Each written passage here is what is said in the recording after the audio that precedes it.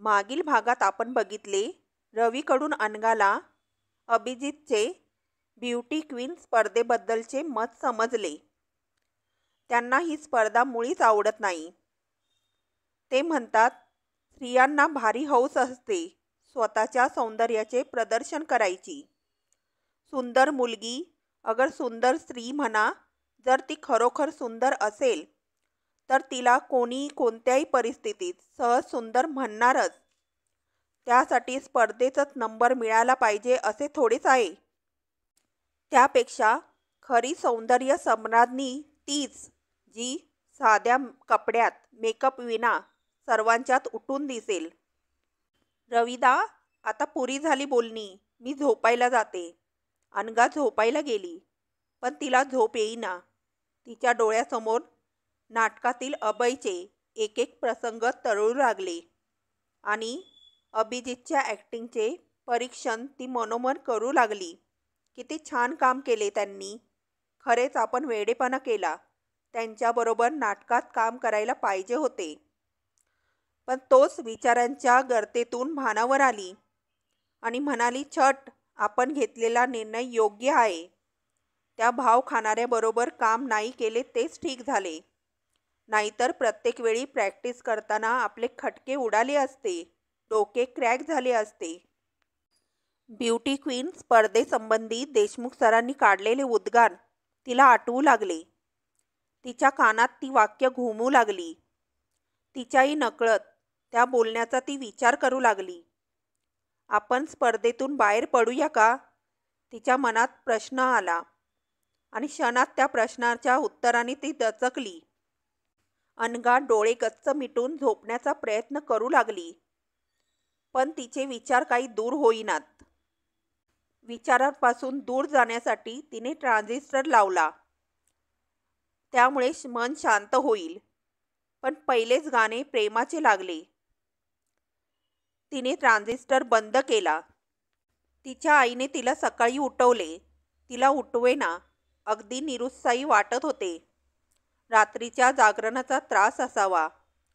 रात्रीच्या प्रश्नाचे उत्तर तर ठरवलेच नाही आपण. स्पर्धेत भाग घ्यावा की नाही. आणि अनुने निश्चय केला. मिस यूचे आव्हान आपण स्वीकारायचे. आणि गंमत म्हणजे तिचा निर्णय पक्का झाल्यानंतर तिला एक आगळाच उत्साह आला. ब्युटी क्वीन स्पर्धेतून तिने ऐनवेळी माघार घेतली. बिंदू अभिजितला लिफ्ट मागत होती. त्याच वेळी कार्यक्रम संपल्यावरती तिची नजर अनघाकडे गेली आणि ती तिला म्हणाली, आयत्या वेळी स्पर्धेतून बाहेर पडायचे म्हणजे किती लाजिरवाणी गोष्ट आहे. घाबरट मुलींनी मुळातच अशा स्पर्धांपासून दूर राहावे. आपल्या अंगात हिंमत नाही तर स्पर्धेत भाग घ्यायचाच कशाला. अनघा चिडून बिंदूला मारकी म्हैस म्हणाली आणि म्हणाली, तुम्ही काल स्टेजवर केवढा धुमाकूळ घातला. स्वतःच्या हाताने स्वतःचे हसे करून घेतलेत. त्यापेक्षा मी बरे केले. त्याच वेळी रवी तिथे आला. रवीला अनघा म्हणाली, चल रे, आधीच डोके तापले आहे. त्यात ऊन नको जास्त लागायला. रवीची घालमेल झाली. रवी अभिजित सरांना म्हणाला, आमची अनु तापट आहे. त्यावर अभिजित म्हणाला, मला अनुभव आहे त्याचा. आता निघू. जाताना ते रवीला म्हणाले, जाताना कोल्ड्रिंक हाऊसला भेट द्यायला विसरू नकोस. बाय. अभिजित सरांनी त्या नजरेने अनघाला बघितले. त्या नजरेने अनघाचा थरकाप झाला. त्या नजरेत खूप काही होतं आगळं वेगळं. नेहमी दिसणारा तिरस्कार नव्हताच अजिबात. होती नितांत आपुलकी, प्रेम. अनघा चपापली. अनघा खुदकन हसली. रवी मात्र बेचैन झाला. आपल्या अनुचा आणि देशमुख सरांचा क्रॉस आहे. काय कारण आहे ते समजले नाही. अनुचा मूड पाहून तिलाच काहीतरी विचारावे. घरी आल्यावर रवी अनघाकडे एकटक पाहत होता. हीच का ती अनु, फाडफाड बोलणारी? आता किती शांत दिसते आहे. एवढ्या खुशीत कशी? पण आज अनुने आनंदित करणारे आगळे वेगळे पाहिले होते अभिजितच्या नजरेत आणि ते तिला मनापासून आवडलेही होते. आता पुढे विविध गुणदर्शन कार्यक्रम सुरू झाला होता. आजच्या कार्यक्रमात प्रत्येकाला 15 मिनिटे दिली होती आपापले गुण दाखवायला. अनघाने खास परवानगी काढली होती. तिच्या नृत्याला 20 मिनिटे लागणार होती. म्हणूनच तिचा कार्यक्रम सर्वात शेवटी ठेवला होता. प्रत्येक स्पर्धक आपला कार्यक्रम कसा बहारदार होईल इकडे लक्ष देत होता. विकास पाटीलचे सर्वप्रथम गिटार वादन झाले. त्याने 4 गीते हिंदी पेश केली. त्यानंतर अनिल पवारचा नकलांचा कार्यक्रम झाला. बरेच वेगवेगळे आवाज त्याने काढले. सर्वांना भरपूर हसवले.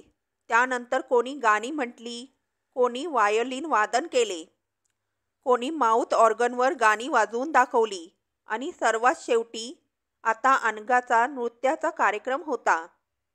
पडदा वर गेला. स्टेजच्या मधोमध तांबड्या भरजरी भरतनाट्यमच्या पोशाखातील अनघा नटराजाची अवघड पोज घेऊन उभी होती. स्वतः वैजयंतीबाईंनी तिला नटवले होते.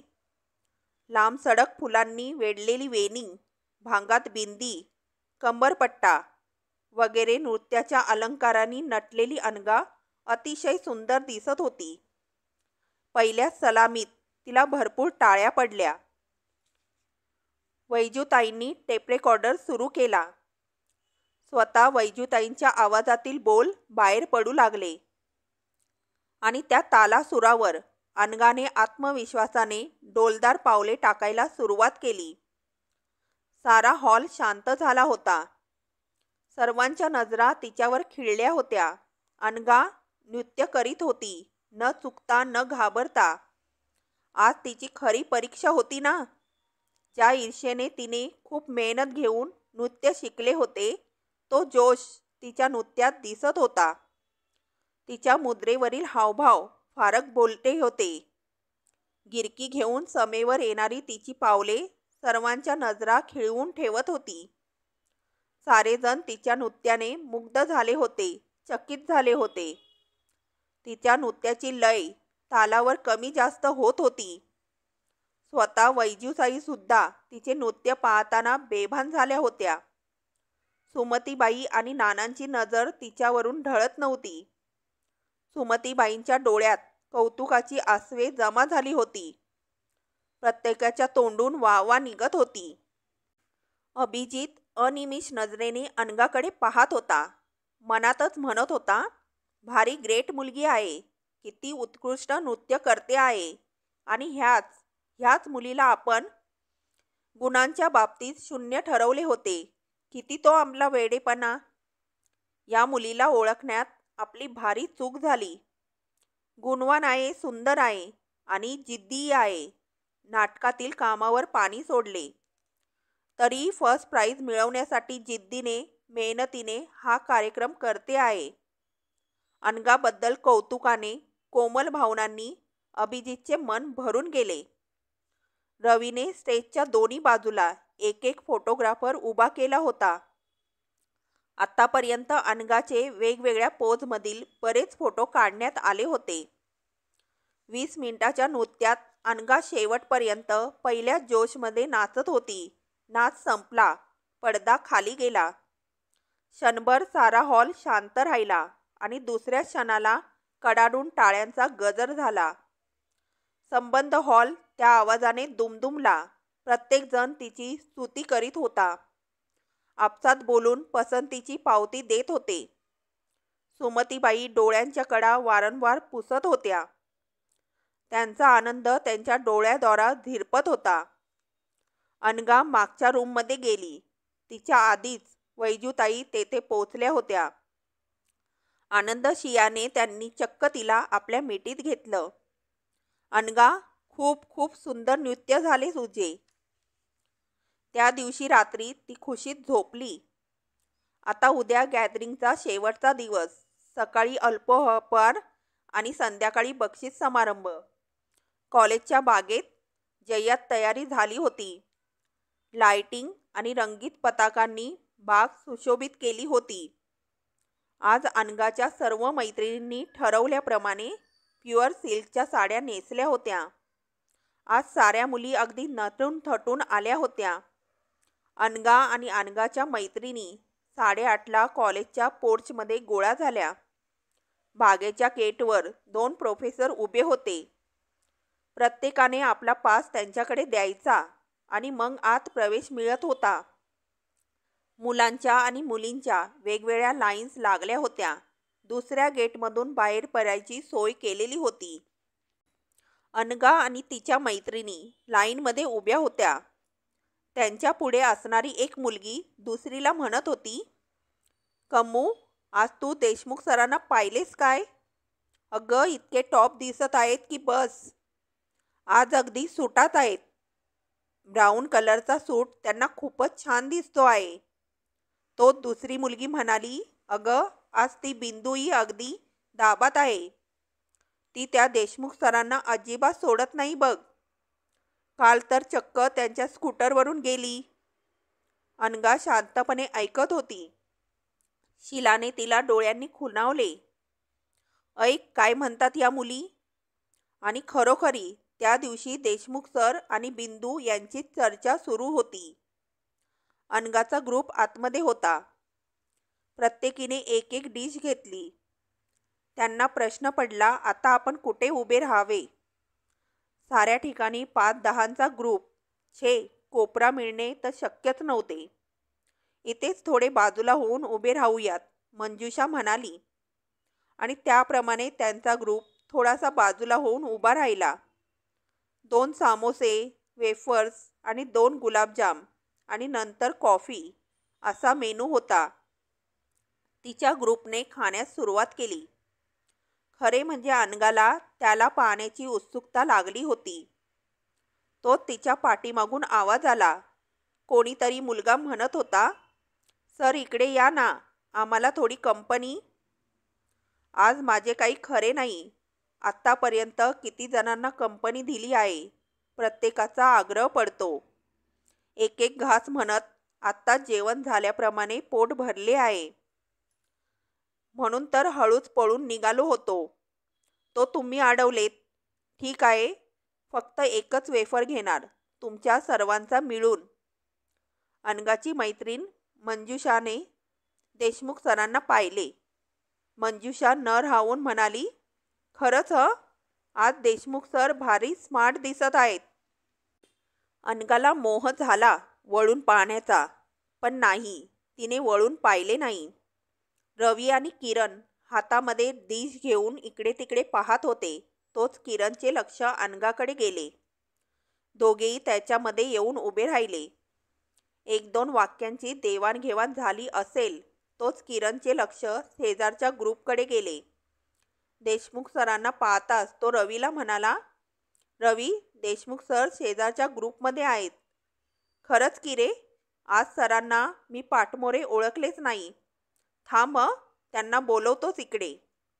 सर, ओ सर, रवीने आवाज दिला. अभिजितने रवीचा आवाज ओळखून चटकन मागे वळून पाहिले. ओ हो रवी, सर इकडे या ना, थोडी आम्हाला कंपनी प्लीज. बोलत असणाऱ्या ग्रुपचा निरोप घेऊन अभिजित तेथे आला. त्याने सर्वांना एकाच नजरेत पाहून घेतले होते. तो रवीच्या शेजारी अनघाच्या अगदी समोर उभा राहिला. रवी, पाहिजे तर बोलत उभा राहतो, पण खाण्याचा आग्रह करू नकोस. अगदी पोट फुटायची वेळ आली आहे. वा, असे कसे? थोडे तरी घ्यावेच लागेल. सर, एकट्या रवीचे घेऊन चालणार नाही हं. आमच्या प्रत्येकाचे थोडे तरी घ्यावे लागेल. सर्वांनीच आग्रह केला. अनघाने सोडून. नाईलाजाने अभिजितने होकार दिला. संध्याकाळी बक्षीस समारंभ झाला म्हणजे संपले गॅदरिंग. सर, ह्या वर्षीचे फर्स्ट प्राईज कोणाला मिळेल असे वाटते तुम्हाला? क्लेराने मध्येच प्रश्न केला. फर्स्ट प्राईज ना? ज्याने खरोखरी उत्कृष्ट कामगिरी केली असेल त्या व्यक्तीला. तसं नाही सर, तुमचा अंदाज सांगा ना. सॉरी, त्या व्यक्तीचे नाव मी सांगू शकत नाही.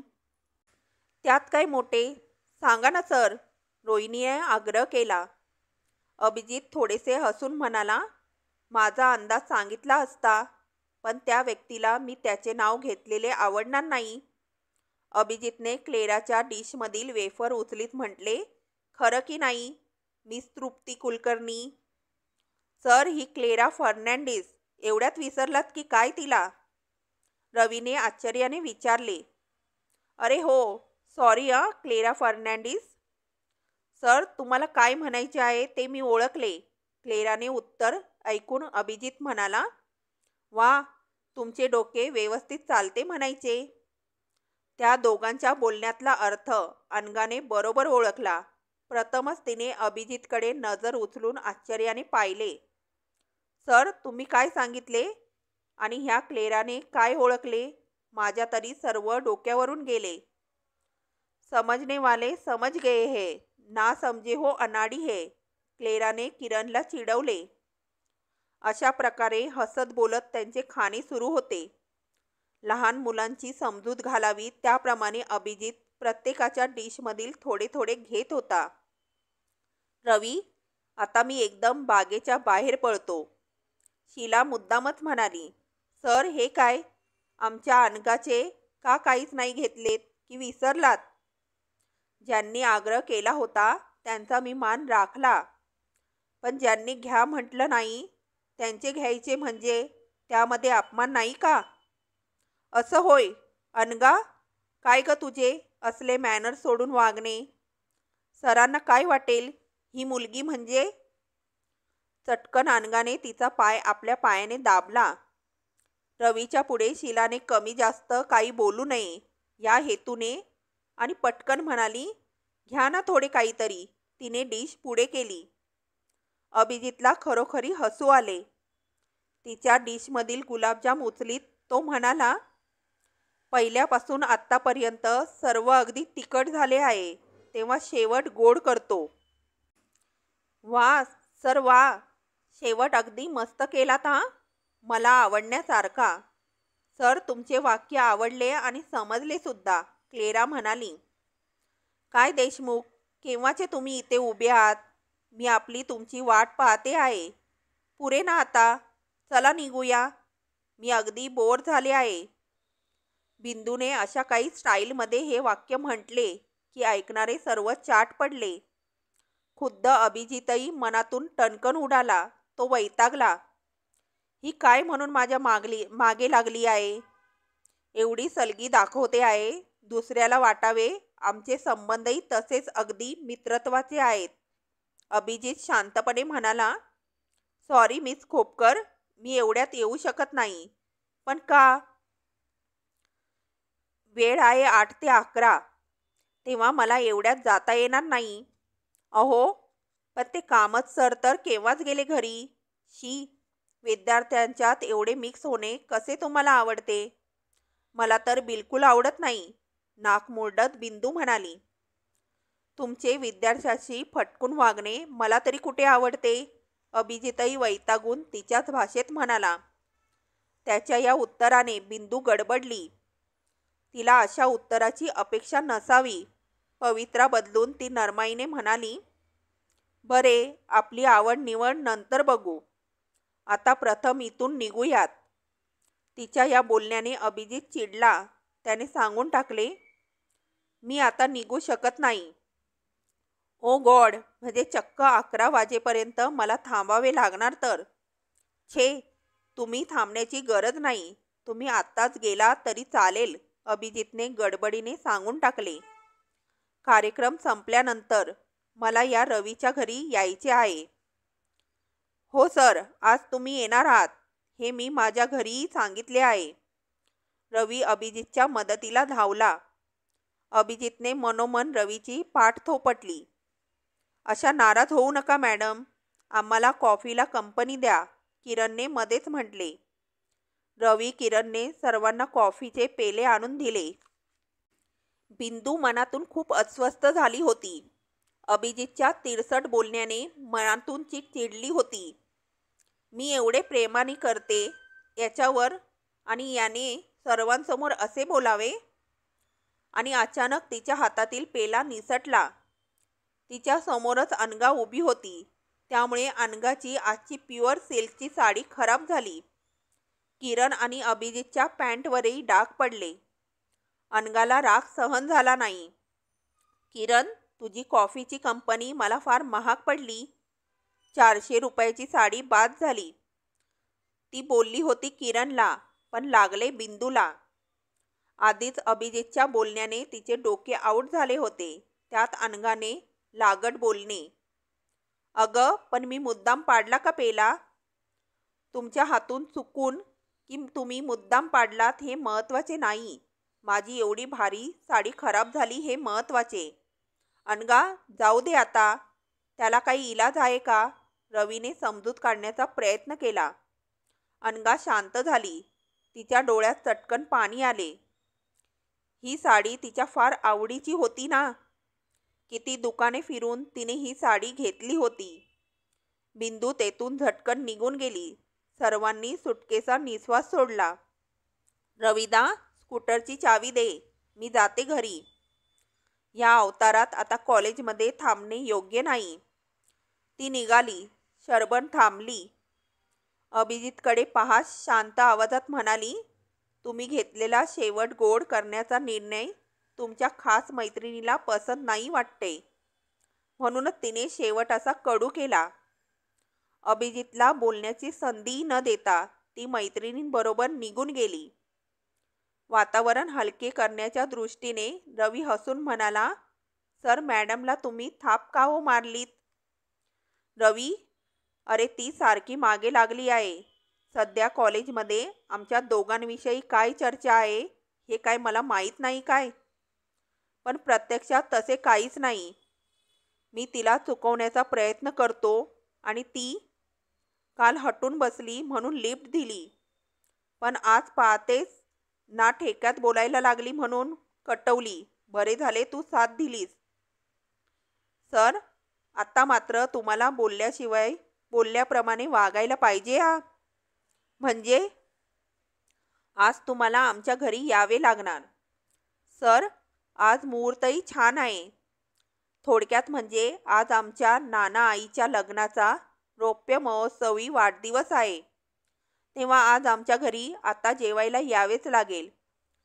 सर, मी 10:30ला परत इथे येतो. मग आपण बरोबर जाऊयात. रवी किरणसोबत बागेच्या बाहेर पडला. आईला फोन करून 2 मित्र जेवायला येणार आहेत म्हणून सांगून टाकले.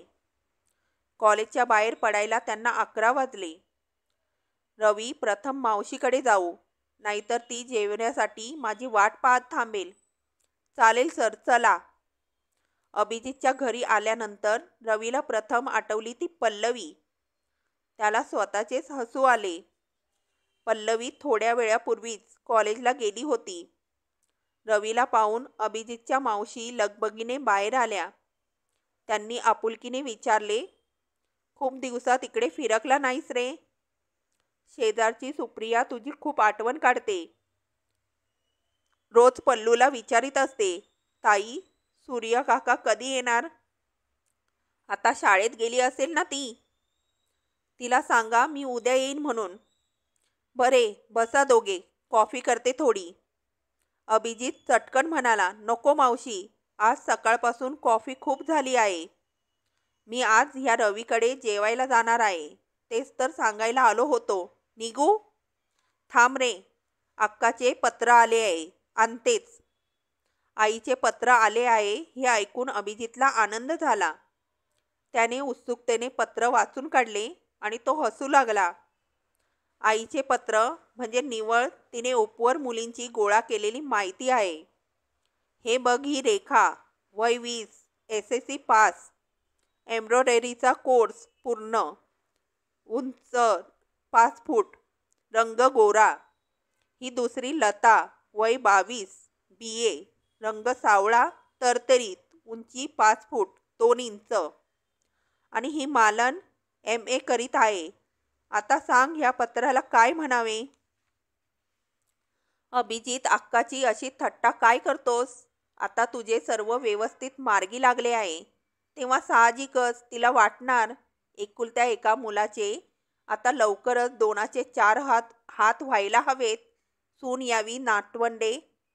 अरे रे मावशी, ब्रेक लाव गाडीला. चल रे रवी. आता आईप्रमाणे मावशी मागे लागली.